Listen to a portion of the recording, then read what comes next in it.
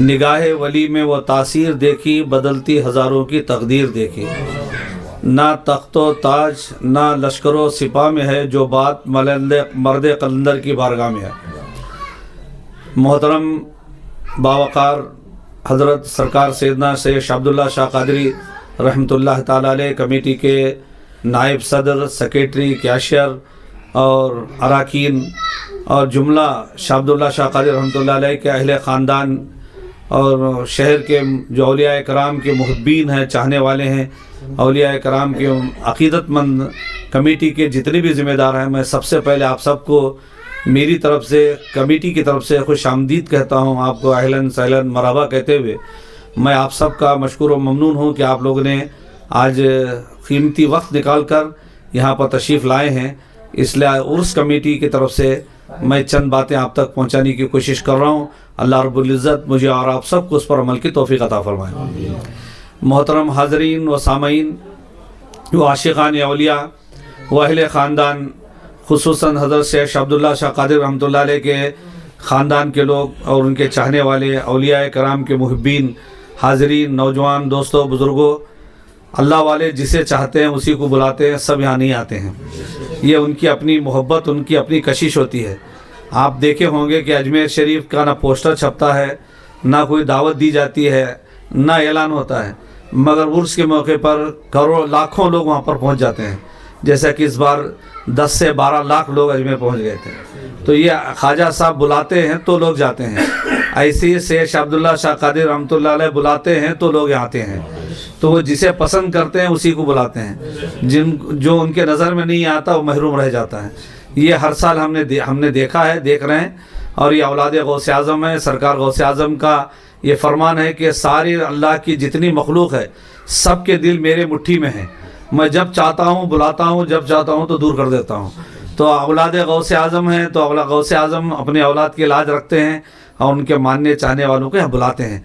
ये हमारी खुश नसीबी है कि उनके दरबार में आकर हमें उनका फ़ैज़ लेने, उनके वसीले से हमारी मुरादें, दुआएं कबूल कराने का अल्लाह मौका दिया है। अल्लाह ताला हम सब लोगों को अल्लाह वालों के दामन से वाबस्ता रहने की तौफ़ीक़ अता फ़रमाए। हज़रात, चूँकि उर्स की तारीख़ 6 और 7 फरवरी 2026 हमारी कमेटी की तरफ से और तमाम औलिया अल्लाह के जो आशिकीन हैं उनके तरफ से तय कर दी गई है। उर्स का दिन जुमा और हफ्ता है। जुमा के दिन संदल होगा 6 तारीख फरवरी को, और 7 तारीख फरवरी को जो है वो उर्स की तकरीब होगी। संदल शरीफ में चूँकि संदल करूर से भी आता है, दावनगेरे से भी आता है, और पहाड़ पर चढ़ करके लोग संदल पेश करते हैं। बाद में नीचे आस्थानों पर संदल पेश किया जाता है। फातिहा खानी होती है, दुआ होती है, नात खानी होती है, कुछ बयानात भी होते हैं, और फिर उसके बाद लंगर आम का एहतमाम किया गया है। इसी तरह से 7 तारीख को दिन भर लंगर है, शाम को भी लंगर है, और शाम में उर्स की तकरीब में बहुत सारे लोग आस्थाने पर पहाड़ पे चढ़ करके हज़रत सैयद शाह अब्दुल्ला शाह क़ादरी रहमतुल्लाह ताला अलैह के मज़ार पाक पर चादरें पेश करके वहाँ फातिहा खानी दुआ होती है।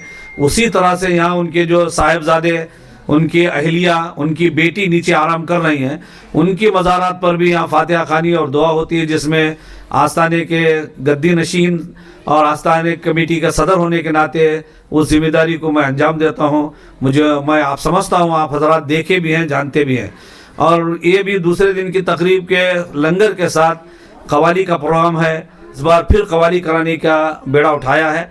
मैं अपनी तरफ से उनकी तायीद भी करता हूं और आप सबसे गुजारिश करता हूं कि कमेटी का भरपूर ताउन करें, ताकि कवाली को अदब के साथ, कवाली में कोई गलत नहीं है, मगर ये कि कवाली में गज़ल नहीं होना चाहिए, दूसरों की इधर उधर की बातें नहीं होनी चाहिए, नाच गाना नहीं होना चाहिए। अदब के साथ, खामोशी के साथ अल्लाह वालों का जिक्र सुना जाए। आप उनकी म्यूज़िक की तरफ ख्याल ना दीजिए, बल्कि उनके कलाम पर ख्याल कीजिए।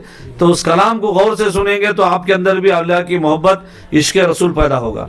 अल्लाह वाले जो कवाली सुनते थे वो इसलिए सुनते थे कि अल्लाह उसके रसूल की मोहब्बत दिल में ज़्यादा हो और घर में हमें हमारी रूहानी ताकत ज़्यादा हो, इसके लिए वो लोग कवालियाँ सुनते थे, महफिल सिमा होती थी।